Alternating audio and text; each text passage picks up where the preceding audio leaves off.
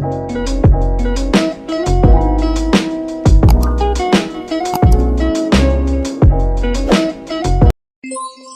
kita bercerita lagi. Gue mau ceritain iri-irian gue waktu zaman SD.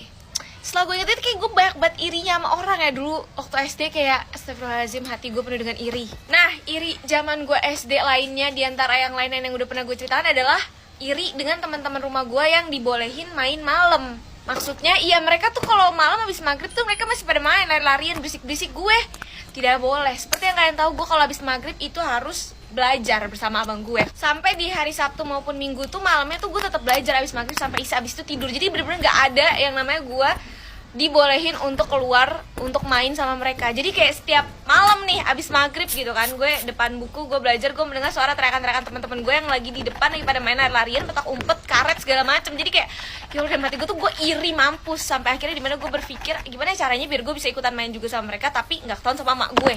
Caranya gimana? Jadi kan gue belajar di ruang tamu, mak gue sholat dong nih seperti biasa maghrib. Nah, mak gue ini kalau sholat itu sholat maghrib langsung disambung ke isya.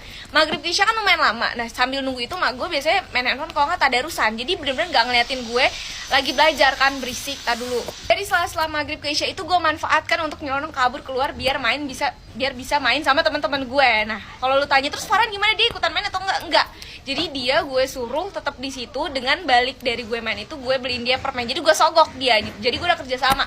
Terus even emak gue keluar nih, misalnya emak gue tiba-tiba keluar ke ruang tamu ngeliat gue nggak ada di tempat, gue udah bilang dia, pokoknya lu bilang gue ke rumah temen gue minjem PR. Jadi gue tuh keluar nyelonong dari rumah itu kabur, gue bawa buku, gue taruh di depan teras. Jadi pas balik-balik kalau misalnya emak gue nanya, ini buku temen aku habis minjem PR gitu. Bodohnya pada saat itu gue nggak mikir yang kemana-mana. Jadi gue cuma pakai alasan satu, yaitu minjem buku temen gue, PR temen gue. Nah itu udah 2 kali dipakai. Pas yang ketiga kalinya emak gue udah nggak percaya. Terus ya udah, mungkin si Farhannya juga nggak nyampe otaknya untuk berbohong ya kan. Biasanya juga tukang bohong tuh orang. Tapi tuh dia akhirnya ngaku kalau misalnya gue main. Terus ya udah, kira gue tiba-tiba pas gue lagi main itu si Farhan nyamperin gue dan bilang udah ketahuan, pulang lu, disuruh pulang sama mama. Kayak gue kesel banget sama dia. Udah pas nyampe rumah gue kena omel sama emak gue, dan gue juga ngomelin Farhan karena kayak ya lo kenapa nggak bohong aja gitu. Kayak biasa juga tukang bohong.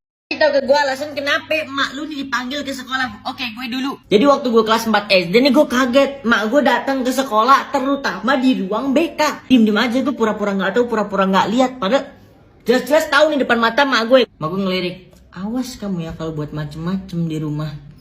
Gue tahan, nih gue punya masalah apa?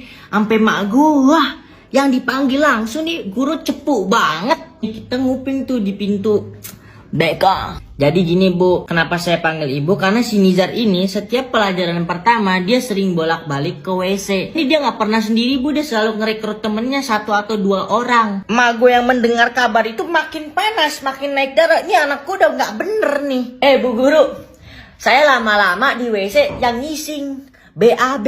Itu gue di depan BK udah pengen teriak begitu tuh. Cuma gue masih tahan. Guru yang tadi manggil temen gue, sini kamu. Datang nih temen gue, tuh.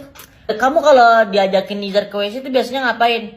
Enggak bu, jaga WC doang. Jangan bohong. Jangan bohong.